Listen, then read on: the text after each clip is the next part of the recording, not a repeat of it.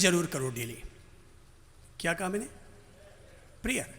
चौथी अच्छी हैबिट आपके भीतर डाल रहा हूं, चाहे आप 1 मिनट की प्रे करो, चाहे 2 मिनट प्रे में लगाओ, चाहे 10 मिनट प्रे में लगाओ, चाहे 20 मिनट प्रे में लगाओ, लेकिन यह हाथ ईश्वर के प्रति, परमात्मा के प्रति, उस सुपर पावर के प्रति जुड़ करके अपनी ओर से अपने सद्भावों से जरूर भर जाना चाहिए, क्योंकि प्रार्थना दुनिया की वो ताकत है जो बिना पोस्टमैन के सीधी हमारी चिट्ठी को भगवान तक पहुंचाने का काम करती है।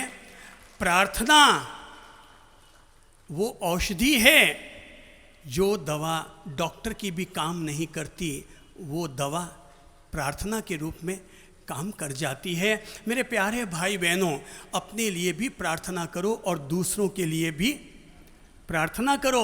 अगर आप अपनी सुबह की मंगलमयी शुरुआत कर रहे हैं तो मैं कहूँगा अपनी मंगलमयी शुरुआत करने के लिए हाथ जोड़कर परमात्मा को याद करो। अपनी एक प्यारी से कोई भी प्रार्थना गुनगुनाओ, 5 मिनट तक उनका ध्यान करो, उनका मेडिटेशन करो। 5 मिनट तक कोई भी जो आपको अच्छी प्रार्थना लगती है आप अपनी तरफ से प्रार्थना गुनगुनाओ, आंखें बंद करके गुनगुनाना, और उसके बाद हाथों को नीचे किया। जिस शक्ति की आपने प्रार्थना की है, जिस सुप्रीम पावर को आपने याद किया है, 3rd आई पर उस सुप्रीम पावर को स्थापित करके और अपनी चेतना को, अपनी एनर्जी को सुप्रीम पावर के साथ जोड़ लीजिएगा। 5 मिनट में आपकी माइंड की स्थिति बैलेंस होगी, 5 मिनट में आपका पावर बढ़ेगा, मात्र 5 मिनट में आपको कॉस्मिक एनर्जी मिलेगी। केवल ये प्रार्थना और मेडिटेशन में ये चमत्कार है कि इंसान अपने भीतर जो भी ऊर्जा लाता है केवल खा करके लाता है, और खाने से जो ऊर्जा मिलती है उससे केवल ये गोडे तो चल सकते हैं, पर जिंदगी को चलाने के लिए तो हमें कोई और एनर्जी चाहिए, कोई एक और हमें सुपर एनर्जी चाहिए। और वो सुपर एनर्जी लाने के लिए मैं कहता हूँ प्रार्थना के साथ अपने आप को जरूर जोड़ो। लोग आलस्य खाते हैं। हम लोग जब यहाँ सत्संग में आते हैं ना, तो लोग देखो जीवन शैली लोग कैसे बनाते हैं। लोग जीवन शैली ऐसे बनाते हैं, ना लोगों ने टाइम टेबल को सेट किया है कि हमें इस तरह से इतने बजे उठना, इतने बजे सोना, यहाँ कितने बजे आना, यहाँ से कब जाना। फ्री में सुनने को मिल रहा है, लोग भी देखते हैं, चले जाएंगे, जाएंगे तो जाएंगे, नहीं जाएंगे तो नहीं जाएंगे, आ गए, बैठ गए, सुने जितने सुना और फिर वापस उठ के निकल गए। मेरे प्रभु जी, कितना अच्छा होता। लोग तो समाजों में जनता को इकट्ठा करने के लिए 100 रुपये की, 50 रुपये की, लड्डू की, श्रीफल की प्रभावना बांटते हैं। एक हम ही ऐसे गुरुजन हैं जो बांटने के नाम पर केवल ज्ञान देते हैं, इसके अलावा और कुछ भी नहीं देते हैं। जिन्हें हमारी धर्मवाणी सुननी है, जीवन का निर्माण करने वाली वाणी सुननी है, वो चले आते हैं, बाकी अपने घर में मस्त रहते हैं। हम लोग जब यहाँ पर सत्संग शुरू होते हैं तो सबसे पहले अपन क्या करते हैं? प्रार्थना करते हैं। लोग इसका महत्व नहीं समझते हैं, हम इसका महत्व जानते हैं, इसलिए हम अपना प्रवचन देने से पहले, सत्संग करने से पहले हम प्रार्थना को ज़रूरत से ज़्यादा हम अहमियत देते हैं कि कोई व्यक्ति पहुंचा है कि नहीं पहुंचा। अपन प्रार्थना करो, प्रार्थना करते ये पूरा पांडाल चार्ज हो जाएगा। प्रार्थना करते जितने लोग आए हैं उन सब लोगों के दिल को सुकून मिलेगा, उनकी मानसिकता अंदर से पॉजिटिव बनेगी। प्रार्थना में बड़ा दम होता है भाई। ये कभी मत सोचना कि भगवान नहीं है, बल्कि हमेशा यही सोचना कि जब दुनिया में मेरा कोई साथ नहीं देता है तब एक ऊपर वाला ज़रूर मेरा साथ देता है। इंसान का भाग्य कितना भी रूठ क्यों न जाए, इंसान का भाग्य कितना भी रूठ क्यों न जाए, हमारा रूठा हुआ भाग्य हमारी ज़िंदगी के 999 दरवाजे बंद कर दे, तब भी ये अंदर में बैठा हुआ भगवान हमसे कहता तो विश्वास रखना, तेरे भाग्य के 999 दरवाजे बंद हो जाएंगे, तब भी तू भरोसा रखना, मैं तेरे लिए कोई ना कोई एक दरवाज़ा जरूर खोल दूंगा, मैं तेरे लिए कोई ना कोई एक दरवाज़ा जरूर खोल दूंगा। इसलिए प्रार्थना ज़रूर करो। प्रार्थना सुनी भी जाती है, प्रार्थना पूरी भी होती है। ये कभी मत सोचना कि प्रार्थना कभी पूरी नहीं होती। प्रार्थना 100% पूरी होती है। भगवान हमारी मम्मी है, भगवान हमारा पापा है। त्वमेव माता च पिता त्वमेव बंधुश्च सखा त्वमेव विद्या द्रविड़म त्वमेव सर्वम मम देव देव। वो हमारा सब कुछ है, वो हमारा सब कुछ है, उसे हमारे दिल की बात हमें कहने का हक है। हम कह सकते हैं, ओ मेरे गॉड फादर, मेरी ये समस्या है, आप मेरी समस्या का समाधान करें। आप कहो, कह करके बस ये जरूर कहूँगा, रोज़ रोज़ मत कहो। आपकी जो समस्या है कहो, फ्री हो जाओ, बाकी उसे याद करो, ध्यान करो, प्रार्थना करो। रोज़ रोज़ उन्हें कहने की ज़रूरत नहीं है। आपको अभी अगर चॉकलेट चाहिए और मम्मी से कहना हो, मम्मी पापा आते समय मेरे लिए चॉकलेट लेते आना, तो क्या आप महीने भर तक रोज़ रोज़ गोई गाते रहेंगे, पापा चॉकलेट, पापा चॉकलेट, पापा चॉकलेट? एक बार कहो, भूल जाओ, फिर पापा को जब सुविधा बैठेगी वो हमारे लिए चॉकलेट ले आएंगे। भगवान क्या हमारा पापा है? भगवान क्या है? भगवान क्या? जोर से बोलो तो। इसलिए भगवान को पापा कह दो, मम्मी कह दो, जो इच्छा से कह दो, वो सबका माँ और बाप है। देखो, आपको प्रेरणा दूंगा रोज प्रार्थना करने के लिए, और प्रेरणा देने के लिए एक बहुत जीवंत घटना सुनाऊंगा। और ये घटना है डॉक्टर मार्क की। ये बहुत जीवंत घटना है। ये अमेरिका के डॉक्टर हैं जो कैंसर के विश्व स्तर पर बहुत बड़े इंटरनेशनल डॉक्टर कहलाते हैं।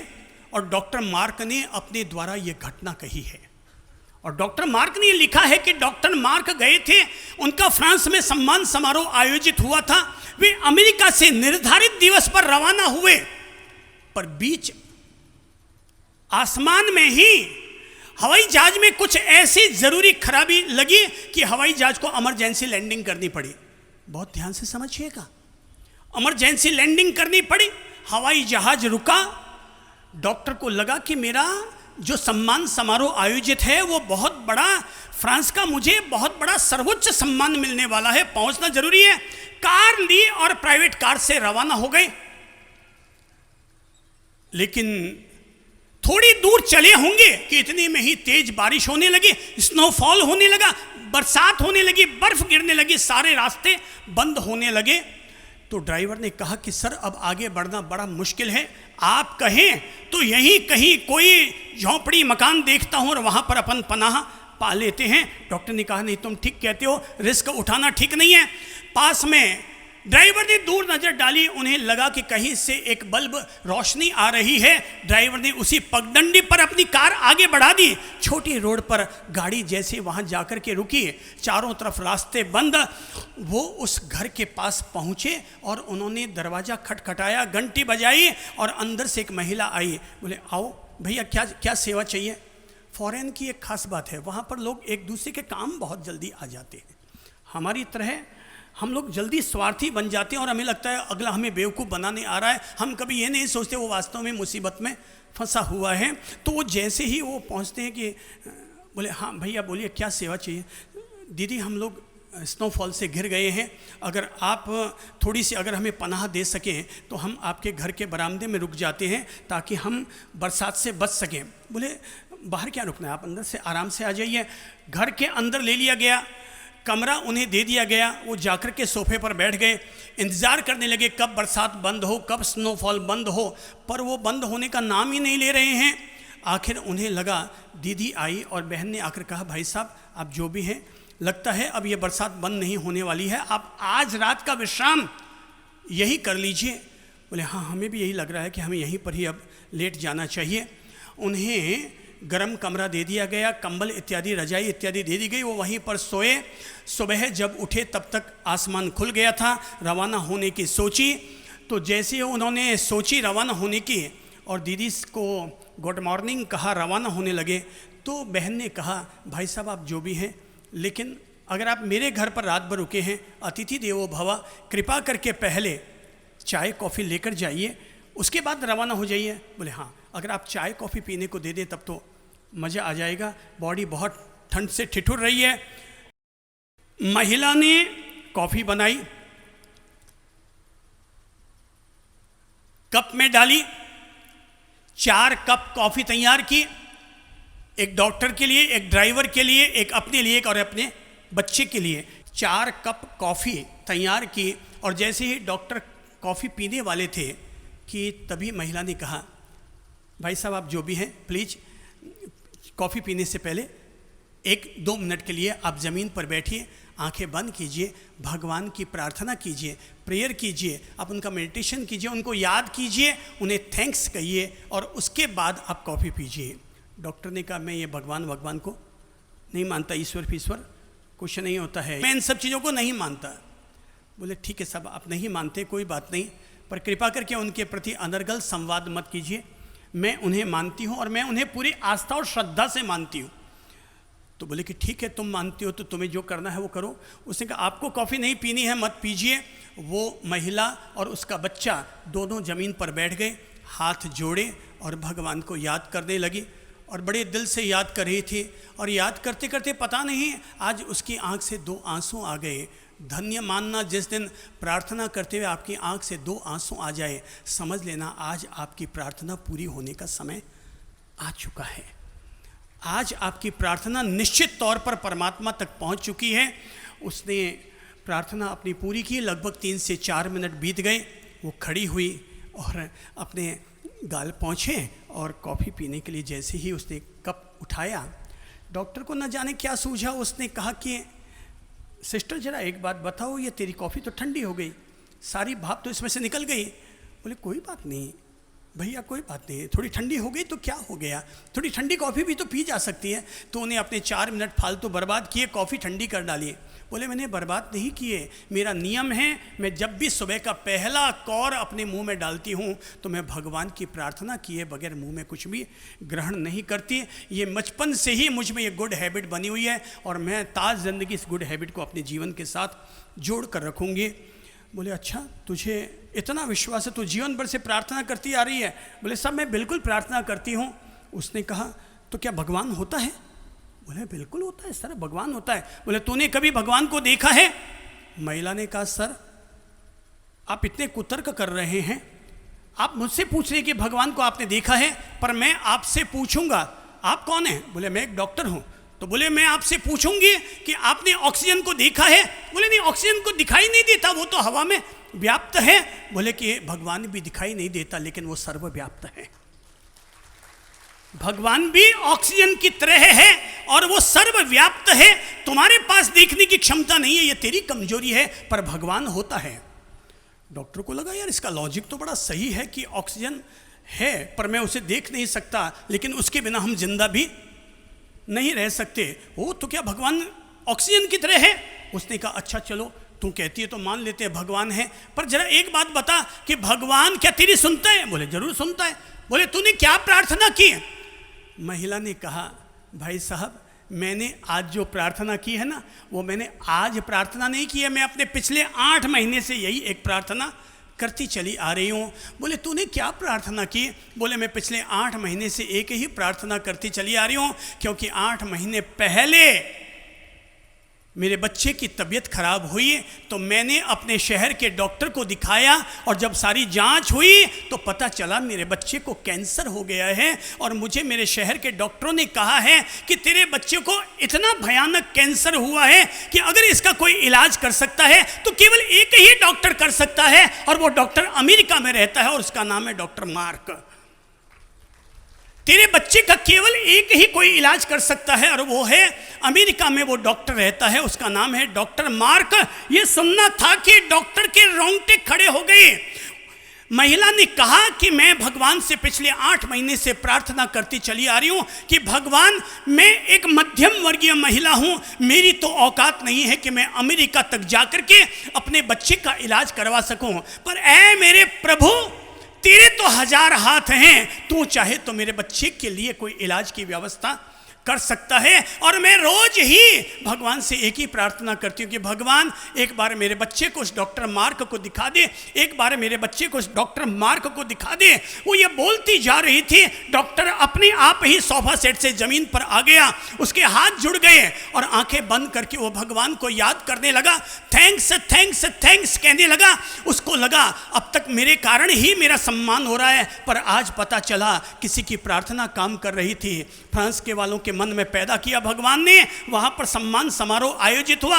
उसे लगा क्योंकि प्राकृतिक आपदा के कारण हवाई जहाज को इमरजेंसी लैंडिंग करनी पड़ी। पता चला ये भगवान की प्रार्थना जो की जा रही है उस प्रार्थना में इतना बल था कि उस हवाई जहाज को इमरजेंसी लैंडिंग करनी पड़ी, इसी शहर में आना हुआ, बरसात आई, स्नोफॉल हुआ, इसी घर पर मेरा आकर के रुकना हुआ।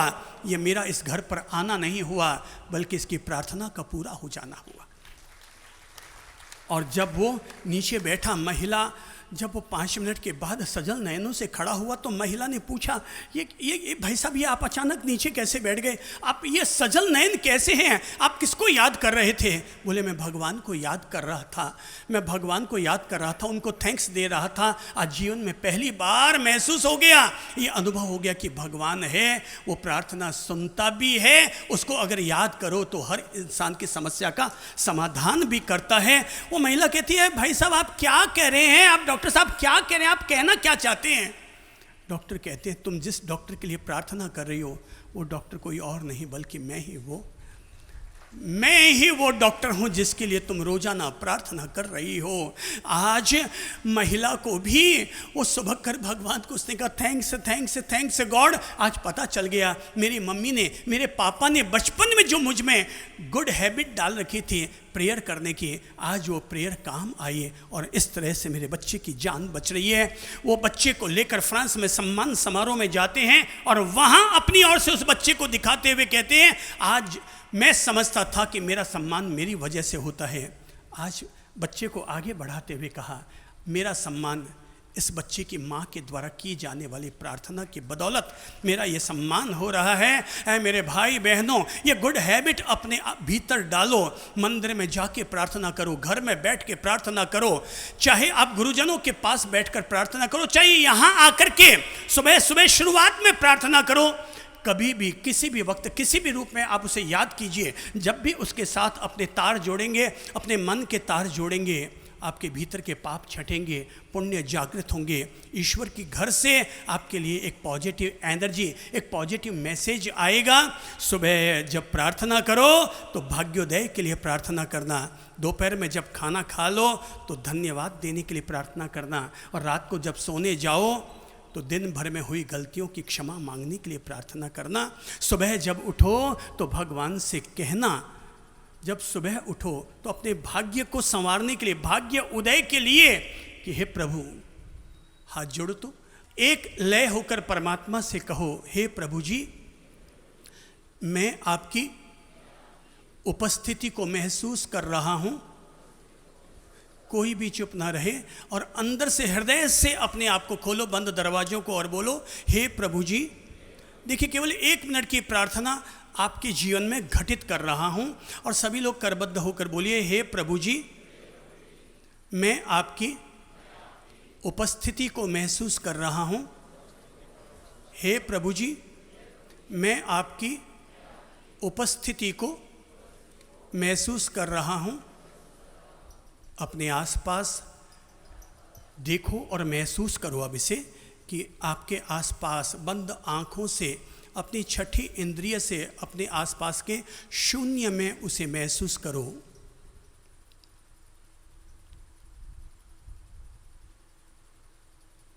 देखो, वो हमें हर पल सांस दे रहा है, सांसों के साथ हमें प्राण शक्ति दे रहा है। वो हमें क्या क्या दे रहा है।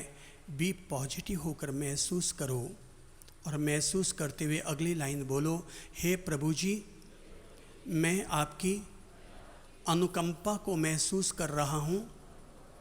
हे प्रभु जी, मैं आपकी अनुकंपा को महसूस कर रहा हूँ, अनुकंपा को महसूस कर रहा हूँ।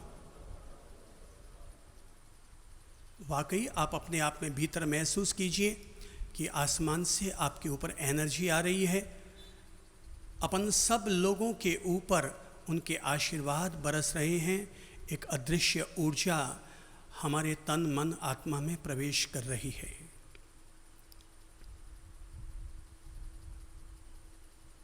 तीसरी लाइन अब बोलिए, प्रार्थना की लाइन, हे प्रभु जी, आप मेरे विश्वास हैं, आप मेरी शक्ति के स्रोत हैं।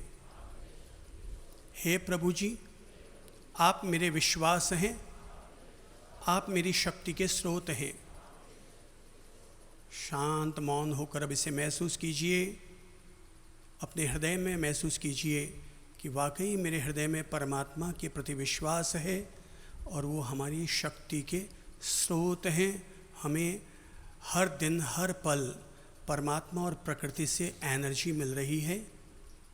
महसूस करें अपने शरीर पर, अपने जीवन में महसूस करें। चौथी लाइन बोलिए, हे प्रभु जी आप मुझे अपनी ऊंचाई दीजिए। हे प्रभु जी आप मुझे अपनी गहराई दीजिए। हे प्रभु जी आप मुझे अपनी ऊंचाई दीजिए। हे प्रभु जी आप मुझे अपनी गहराई दीजिए। मुझे सुख, शांति, शक्ति प्रदान कीजिए। दिव्य दृष्टि प्रदान कीजिए। 2 मिनट तक अब ललाट प्रदेश पर मेडिटेशन कीजिए, ध्यान कीजिए। सुप्रीम पावर को, परमात्मा शक्ति के दिव्य प्रकाश को अपने ललाट प्रदेश पर महसूस कीजिए। 1 से 2 मिनट तक मेडिटेशन कीजिए। Mindfulness meditation.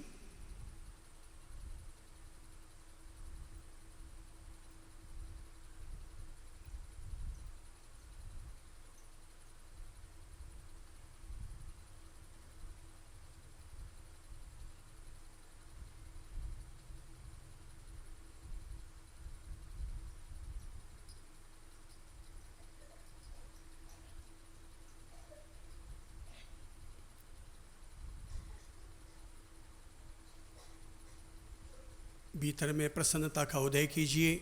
गुलाब के फूल की तरह अपने चेहरे को, मन को खिलाते जाइए और एक अच्छी प्यारी सी मुस्कान लेते हुए हौले हौले अपनी पलकें खोलकर प्रार्थना पूरी कीजिए।